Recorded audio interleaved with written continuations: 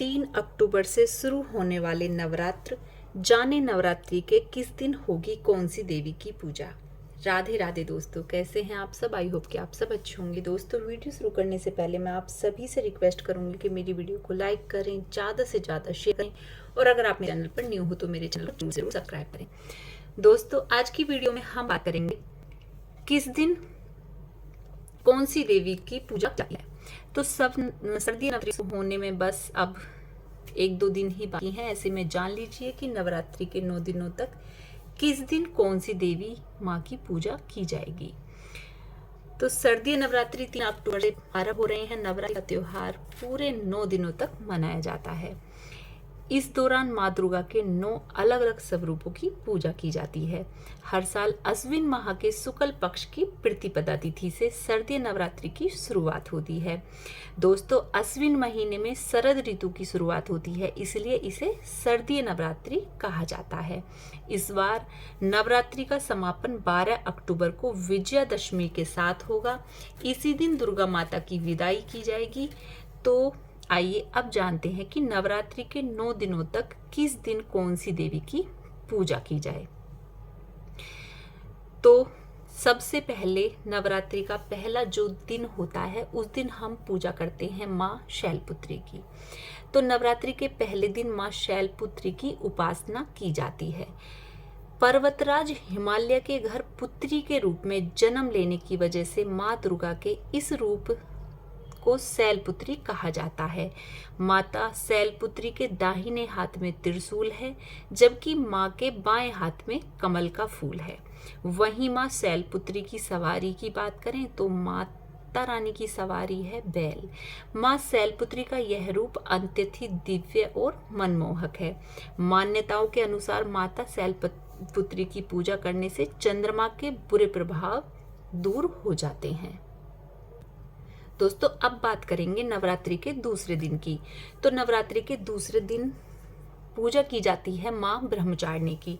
नवरात्रि के दूसरे दिन माँ ब्रह्मचारिणी की उपासना की जाती है। सफेद वस्त्र धारण किए हुए माँ ब्रह्मचारिणी के 2 हाथों में से दाहिने हाथ में जपमाला और बाएं हाथ में कमंडल है। जो भी व्यक्ति माँ ब्रह्मचारिणी की पूजा करता है वह जीवन के किसी भी क्षेत्र में जीतने की शक्ति हासिल कर सकता है। इससे व्यक्ति के अंदर संयम, धैर्य और परिश्रम करने के लिए मनोबल की भी बढ़ोतरी होती है। अब बात करेंगे नवरात्रि के तीसरे दिन की। तो नवरात्रि के तीसरे दिन माँ चंद्रघंटा की पूजा की जाती है। नवरात्रि के तीसरे दिन माँ दुर्गा के तीसरे स्वरूप यानी कि माँ चंद्रघंटा की पूजा की जाती है। देवी माँ के माथे पर घंटे के आकार का अर्धचंद्र सुशोभित होने के कारण ही इन्हें चंद्रघंटा के नाम से जाना जाता है। माँ चंद्रघंटा जिनका वाहन सिंह है और जिनके 10 हाथों में से 4 दाहिने हाथों में कमल का फूल, धनुष, जपमाला और तीर है। 5वां हाथ अभय मुद्रा में रहता है, जबकि 4 बाएं हाथों में त्रिशूल, गदा, कमंडल और तलवार है और 5वां हाथ वरद मुद्रा में रहता है। माँ चंद्रघंटा सदैव अपने भक्तों की रक्षा के लिए तैयार रहती हैं। इनके घंटे की ध्वनि के आगे बड़े से बड़ा शत्रु भी नहीं टिक पाता। दोस्तों, अब बात करेंगे नवरात्रि के चौथे दिन की। तो इस दिन माँ कुष्मांडा की पूजा की जाती है। कुष्मांडा की पूजा का विधान है। देवी माँ की 8 भुजाएं होने के कारण इन्हें अष्टभुजा वाली भी कहा जाता है। माँ कुष्मांडा के 7 हाथों में कमंडल, धनुष, बाण, कमल, अमृत से भरा कलश, चक्र और गदा नजर आता है, जबकि 8वें हाथ में जप की माला रहती है। माता कुष्मांडा का वाहन सिंह है। देवी कुष्मांडा की आराधना करने से यश, बल और आयु में वृद्धि होती है। इसके साथ ही परिवार में खुशहाली और स्मृति बनी रहती है। अब बात करेंगे नवरात्रि के 5वें दिन की। तो नवरात्रि के 5वें दिन माता स्कंद माता का स्वरूप है। स्कंद माता की इस दिन पूजा की जाती है। देवताओं के सेनापति कहे जाने वाले स्कंद कुमार यानी कार्तिकेय जी की माता होने के कारण ही देवी माँ को स्कंद माता कहा जाता है। स्कंद माता की 4 भुजाएं, ऊपर की दाहिनी भुजा में ये अपने पुत्र स्कंद को पकड़े हुए हैं और इनके निचले दाहिने हाथ और एक बाएं हाथ में कमल का फूल है, जबकि माता का दूसरा बायां हाथ अभय मुद्रा में रहता है। माना जाता है देवी माँ अपने भक्तों पर ठीक उसी प्रकार कृपा बनाए रखती हैं जिस प्रकार एक माँ अपने बच्चों पर बनाकर रखती है। देवी माँ अपने भक्तों को सुख, शांति और समृद्धि प्रदान करती है। अब बात करते हैं नवरात्रि के छठे दिन की। तो नवरात्रि का छठा दिन है माँ कात्यायनी का। माँ दुर्गा का ये स्वरूप अत्यंत दिव्य है। माँ कात्यायन का रंग सोने का समान चमकीला है। तो इनकी 4 भुजाओं में से ऊपरी बाएं हाथ में तलवार और निचले बाएं हाथ में कमल का फूल है, जबकि इनका ऊपर वाला दायां हाथ अभय मुद्रा में है और नीचे का दायां हाथ वर मुद्रा में है। माँ कात्यायनी की उपासना करने से व्यक्ति को किसी प्रकार का भय या डर नहीं रहता और उसे किसी प्रकार का स्वास्थ्य संबंधी परेशानी का सामना भी नहीं करना पड़ता।